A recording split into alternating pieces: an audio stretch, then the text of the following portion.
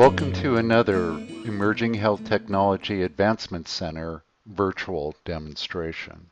The UMA profile of OAuth assumes a single authorization server where all policies are evaluated and an authorization decision is made.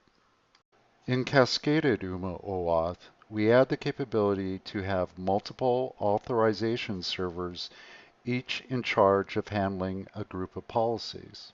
The benefits of this approach include offloading policy management from the custodian organization, the ability to decide whether the approval of an external authorization server is required based on overarching policies, such as the need to evaluate patient consent. Third-party authorization servers can now serve other applications and providers without requiring the custodian organization's involvement. Let's take a quick look inside the Cascaded OAuth implementation. First, the requester using an OAuth-enabled FHIR client application requests Alice's condition resource. The interceptor then redirects to the custodian organization's authorization server. The client requests the custodian organization's authorization token, asserting claims such as requesting organization and purpose of use. The authorization server then checks overarching policy and determines patient consent is required. The client is redirected to the patient consent authorization server. The client requests the patient consent authorization token, again asserting claims such as requesting organization ID and purpose of use. The patient's consent is checked, and if allowed, the authorization token is returned. Again, the request is made to the custodian organization's authorization server, this time including the patient consent token. Token verification and introspection then occurs. If allowed, the custodian organization's authorization token is returned. The client application again makes the request for the patient's conditions, this time including the custodian organization's token. Again, we will verify and introspect the custodian organization's authorization token.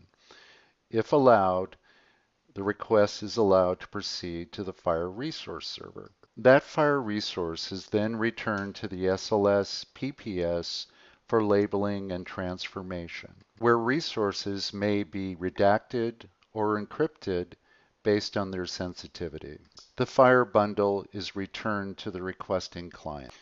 Today we will be looking at 3 use cases within our Cascaded authorization demonstration.